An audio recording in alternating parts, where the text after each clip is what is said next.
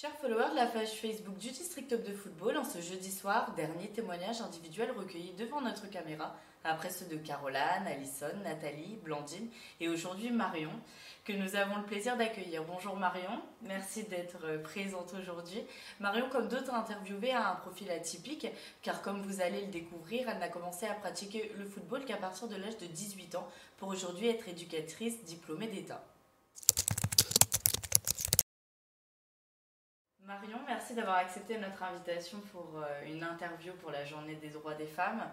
Je te laisse te présenter à nos fidèles followers qui au passage sont aujourd'hui près de 4230, soit près de 250 de plus depuis la fin de l'année 2023.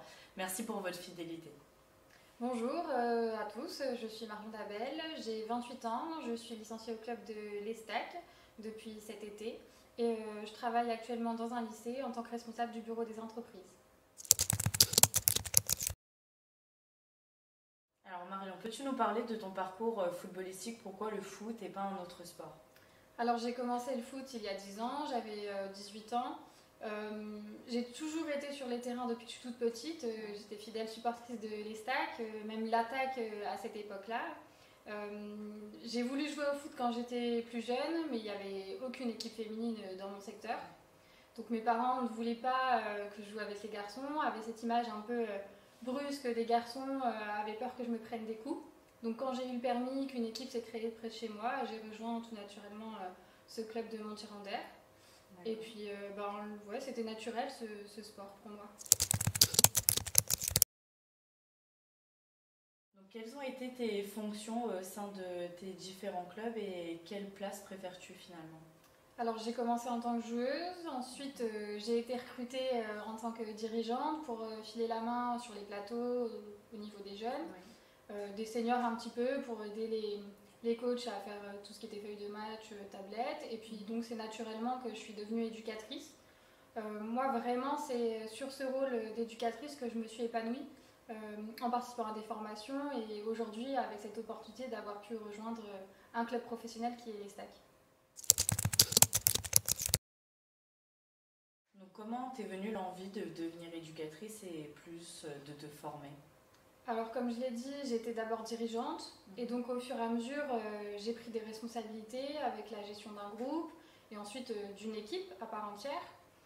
Donc pour moi c'était naturel de devoir se former, d'une part parce que j'étais une femme et que pour être crédible aux yeux des parents, des autres éducateurs, j'avais ce besoin d'être reconnue par mes qualités d'éducatrice, donc j'ai commencé à me former petit à petit par des CFF et puis ensuite avec le BMF. D'accord. Et au début, t'encadrais quel âge au niveau des équipes? J'ai commencé avec les U9 en tant que dirigeante et puis au fur et à mesure je suis montée avec les U9, les U11, j'ai aidé aussi au niveau des U7. Voilà, je suis restée U9, U11 principalement, un petit peu les U13. D'accord. Et là, au sein de l'Estac, t'entraînes une équipe de U11, U12 filles. D'accord. Donc on le rappelle, Marion, tu as passé déjà divers diplômes dans le monde du foot pour devenir éducatrice. Est-ce que sur le long terme, tu envisagerais d'en faire ton métier? Pourquoi pas? Alors, c'est mon métier à temps partiel parce que dès le moment où on est titulaire d'un BMF et qu'on rentre en structure, ou pas forcément d'ailleurs, j'ai un contrat de travail à temps partiel. Donc évidemment, c'est vrai que si je pouvais vivre de ma passion, ça serait une réelle opportunité, mais c'est vrai que là, il va falloir que j'accède à des diplômes qui soient plus importants pour pouvoir entraîner à des rythmes et une fréquence plus importante dans la semaine. Là, aujourd'hui, j'ai 2 entraînements par semaine. Il faudrait que pour en faire son métier, que j'ai des entraînements tous les jours au minimum, avec une structure beaucoup plus importante et intensive. Mais ça serait un réel plaisir. Ce serait un beau rêve. Oui. Donc peux-tu nous décrire l'environnement dans lequel tu as été formée en BMF? Parce qu'on le rappelle, c'est quand même un environnement où c'est généralement beaucoup plus de garçons que de femmes. Oui, c'est vrai. On était une groupe d'une vingtaine d'étudiants, apprentis, enfin BMF. On était seulement 3 femmes, dont une très jeune qui était aussi joueuse. Mais ça s'est très très bien passé. On ne le voit pas forcément, mais j'ai quand même un caractère où j'ai pas peur de m'imposer. Donc l'intégration avec les garçons s'est très bien passée, ils ont été bienveillants avec nous. Quand on avait des temps sur le terrain, ils n'hésitaient pas à nous encourager, à nous stimuler. Donc vraiment, sur ces diplômes qui commencent à être professionnalisants, nos qualités sont déjà reconnues. Et donc avec les garçons, ça se passe très très bien. Et donc plus généralement, est-ce que tu as déjà rencontré des soucis comportementaux dans le cadre de ta fonction d'éducatrice ou même de joueuse, que ce soit de nature sexiste ou autre? Malheureusement, oui, forcément. J'ai envie de vous dire, les mentalités prennent du temps à évoluer, à changer. Surtout en tant qu'éducatrice, encore plus, et dirigeante au sein d'un club. Combien de fois on a entendu au bord du terrain, on va quand même pas perdre contre une équipe de filles. Elle est entraînée, cette équipe, par une féminine, donc elle n'a pas forcément les qualités requises pour faire ça. Mais c'est sur le terrain qu'on le montre, qu'on montre la différence, qu'on est capable de produire un jeu équivalent à celui des garçons. Surtout en U11, U12, les différences athlétiques, etc. se ressentent pas encore. Donc on le montre sur le terrain, on gagne et là on s'impose. Et c'est rigolo, pour la petite anecdote, ce week-end on était en tournoi futsal uniquement contre des garçons. Et il y a un club marnais qui est venu nous voir pour prendre une photo avec notre équipe et mélanger un peu les garçons et les filles. Donc j'ai trouvé ça super sympa pour les filles de se sentir reconnues comme Estac et pas uniquement comme des féminines. Donc c'était super sympa. Elles ont vraiment été valorisées pour le coup. Oui, pour le coup, elles étaient valorisées. Qu'est-ce que tu souhaiterais apporter en tant qu'éducatrice à tes joueuses et à ton club? Parce qu'on sent en toi quand même ce côté un peu maîtresse d'école qui est proche de ses élèves. Alors c'est vrai qu'on est dans le foot, donc on est là aussi pour faire évoluer le côté footballistique de nos joueurs et joueuses. Mais on transmet aussi par le foot des valeurs d'éducatif, des valeurs de solidarité. Donc le foot, c'est pas seulement le foot. Quand on rejoint un club, c'est aussi toute cette évolution et cette éducation qu'on peut leur transmettre. Donc c'est vrai que la maîtresse d'école, ça me fait un peu rire cette question parce que c'est quelque chose qui me tient à cœur et c'est un métier que j'affectionne particulièrement. Et c'est vrai que ce côté un peu bienveillant avec les joueurs, c'est quelque chose qui me tient vraiment à cœur. Que t'apporte sur le quotidien cette qualité d'éducatrice? J'ai appris à prendre confiance en moi pour exposer mes connaissances vis-à-vis du jeune public, mais aussi communiquer avec les parents, l'environnement.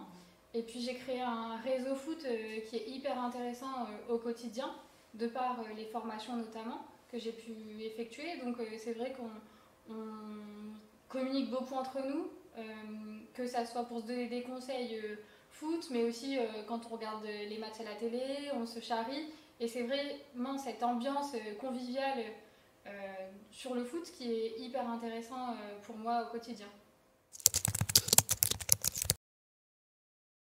Comment définirais-tu l'évolution du nombre de femmes dans le foot, mais plus généralement dans le sport en tant qu'éducatrice ou autre? Alors, à mon sens, ça prend beaucoup trop de temps à évoluer et à ce qu'il y ait la parité. Mais enfin, là, depuis quelques années, on se rend compte que c'est des choses qui tiennent à cœur des dirigeants. Quand je parle dirigeants, c'est aussi au niveau de la FFF et des grandes instances, en tout cas. On met le paquet là-dessus pour la communication, pour essayer d'attirer des nouvelles joueuses, des nouvelles arbitres, des nouvelles dirigeantes. Et ça, je trouve ça vraiment intéressant. Et il faut que ça avance encore plus, qu'on y mette les moyens financiers notamment, au niveau des médias, de la médiatisation. Pour moi, c'est encore trop faible. Quand je vois une Wendy Renard, par exemple, qui a gagné 8 Ligues des Champions, qui n'est même pas autant médiatisée qu'un Ronaldo, qu'un Cristiano Ronaldo qui en a gagné 5, je trouve ça choquant et surprenant encore. Mais ça va dans le bon sens en tout cas, on s'y investit et je trouve ça vraiment cool. Donc si une maman te demande s'il est mieux de pratiquer le foot qu'un autre sport, quels seraient les arguments que tu pourrais avancer afin que ce jeune ou cette jeune puisse intégrer une école de foot? Alors le foot déjà c'est un sport qui est hyper complet physiquement. Dès le plus jeune âge, on travaille la coordination de manière presque davantage que le côté foot. Donc on développe des qualités qu'un autre sportif n'a pas forcément. Par exemple, on observe beaucoup d'anciens professionnels qui font d'autres sports derrière, du tennis par exemple, alors qu'un joueur de tennis ne sera pas forcément capable de jouer au foot. Parce que dans les déplacements, dans la motricité, etc., c'est beaucoup plus complet. Et puis, dans le monde amateur, notamment et surtout, c'est toutes les valeurs éducatives qu'on peut transmettre, des notions de solidarité, le plaisir, le partage, la cohésion, apprendre à gagner, apprendre à perdre. C'est toutes ces valeurs qui font que notre sport, c'est l'un des plus beaux et les plus médiatisés sur ce plan-là au niveau national. Et c'est vrai qu'on l'oublie souvent, mais le foot c'est avant tout un jeu, mais ça apprend énormément de choses derrière, c'est pas que taper dans un ballon. Et puis aujourd'hui, nos clubs amateurs en tout cas, c'est avant tout des lieux de vie, avant même d'être des clubs de foot. On les rassemble lors de stages, de soirées conviviales, devant des matchs, on les emmène voir des matchs de pro. Donc voilà, c'est vraiment pour tout ce partage qui a lieu dans un club de foot qui est vraiment hyper intéressant. Quel changement aimerais-tu apporter à ton niveau dans le monde du foot pour qu'il y ait de plus en plus de femmes? Un changement, je ne sais pas vraiment, mais en tout cas une évolution positive, c'est dans les grands clubs, c'est d'avoir des étiquettes centre de formation de façon beaucoup plus facile et plus étendue pour avoir des moyens qui soient financiers notamment, pour attirer les filles, pour leur donner des points plus attrayants en tout cas, d'en faire potentiellement son métier. Parce que là aujourd'hui c'est quelque chose qui est très difficile, même quand on est en structure pro, l'étiquette de centre de formation, elle met du temps à avoir. Et c'est vrai que au niveau communication, c'est quelque chose qui fait la différence. Bien sûr, on le rappelle, les moyens financiers pour les hommes et pour les femmes, globalement dans le monde du sport, ne sont pas les mêmes encore à l'heure actuelle. Oui, ça c'est ça. Donc, dernière question, Marion, nous l'avons vu, tu as été tour à tour joueuse, dirigeante, aujourd'hui éducatrice titulaire d'un BMF. À titre de conclusion, un mot pour inciter les filles à pratiquer le football, à franchir la barrière, comme nous le répète la Fédération française de football, pour devenir dirigeante, à se former, à devenir éducatrice dans le football comme toi. Tout simplement, c'est d'oser. Aujourd'hui, quand on est passionné par quelque chose, on peut se donner les moyens de réussir, et j'en suis la preuve. J'ai commencé le foot tardivement. Alors oui, j'ai pas fait carrière en tant que joueuse pour des raisons de santé, et puis c'était trop tard entre guillemets, mais aujourd'hui en tant qu'éducatrice, j'ai eu cette opportunité de rejoindre un club aussi prestigieux comme les Stacs, qui a un passé hyper attrayant et un futur, je l'espère aussi. Vraiment c'est une chance, donc quand on se donne les moyens de se former et d'essayer, on peut réussir à réaliser des rêves comme c'est le cas aujourd'hui. Donc vraiment oser et pas avoir peur des barrières entre foot masculin, foot féminin. Enfin là aujourd'hui ça n'a plus rien de ça. Il y a des féminines qui entraînent des garçons, il y a des garçons qui entraînent des femmes. Donc voilà, aujourd'hui ça met du temps, mais il faut. Enfin cette mixité est intéressante. Donc oser. Voilà, chers followers, c'était déjà la fin de nos interviews. Depuis dimanche soir, vous avez eu l'opportunité à travers la page Facebook du District Top de Football de découvrir 5 portraits, 5 femmes différentes, 5 femmes affirmées, 5 personnalités avec un point commun, celui de la passion du ballon rond sous une forme ou une autre. C'est enfin l'occasion de vous dire que demain, vendredi 8 mars, l'ensemble des femmes qui s'investissent dans le football au bois seront mises à l'honneur sur notre page Facebook. Un dernier mot, Marion, un dernier message que tu souhaiterais faire passer à nos followers?